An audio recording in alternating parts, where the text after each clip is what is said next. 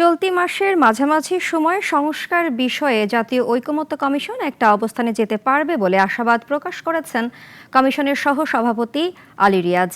আর রাজনৈতিক দলের নেতারা বলছেন অনেক বিষয়ে একমত হয়েছেন তারা, একটু দেরি হলেও জুলাই সনদ হবে।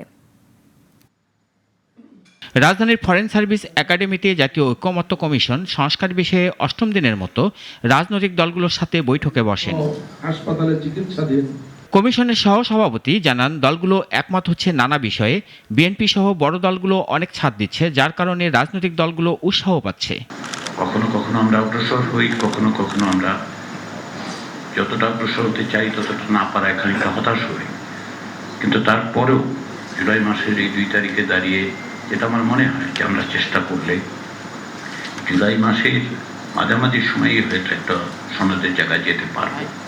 এটা আপনাদের সকলের প্রচেষ্টা, সকলের আন্তরিক সহযোগিতাটা হচ্ছে সবচেয়ে বড় জিনিস। সীমানা নির্ধারণ কমিটি সহ অনেক বিষয়ে ছাড় দিয়েছে বিএনপি। দলটির পক্ষ থেকেও জানানো হচ্ছে, গণতন্ত্র প্রতিষ্ঠিত হোক, এটাই তারা চান।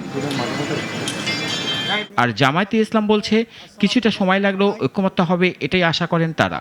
আমরা জুলাই সনদের পক্ষে এবং জুলাই সনদ স্বাক্ষরিত করতে হবে, কারণ যে পরিবর্তনটা, যে জীবনটা, যে রক্তটা আমরা দিয়েছি, এটা যদি কিছুই না হয়, ব্যাক টু দি প্যাভিলিয়ন যদি হয়ে যায়, তাহলে তো এই স্যাক্রিফাইসের একেবারে অর্থহীন হবে। আর এই স্যাক্রিফাইসটা এবার ব্যতিক্রম হচ্ছে, পৃথিবীর বহু দেশে বিপ্লব হয়েছে, সরকার পরিবর্তন হয়েছে, আন্দোলন হয়েছে, কিন্তু ভেরি স্পেশাল ইন বাংলাদেশ হচ্ছে এই যে এখানে শিশু থেকে শুরু করে লাঠি ধরা বৃদ্ধ পর্যন্ত এই আন্দোলনের শরিক হচ্ছে। অন্যান্য রাজনৈতিক দলগুলোর নেতারা বলছেন, মতপার্থক্য থাকলেও এগিয়ে যেতে হবে গণ অভ্যুত্থানের আকাঙ্ক্ষা বাস্তবায়নের জন্য।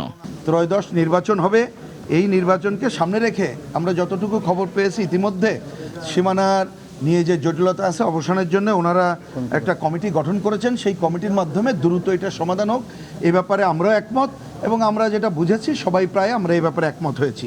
নির্বাচন কমিশন স্বাধীন হবে, নির্বাচন কমিশনের তত্ত্বাবধানে বিশেষায়িত কমিটি কাজ করবে যাতে অবাধ, নিরপেক্ষ, বিশ্বাসযোগ্য নির্বাচন নিশ্চিত করা যায়। দ্রুত জুলাই সনদ হোক, এটা সব রাজনৈতিক দল চায় বলেও মনে করে ঐকমত্য কমিশন। বোর্ডকে বলে দেওয়া আছে যে তারা রাশেদুল কাদের, নাগরিক, ঢাকা। যে প্রশ্নটা আসছে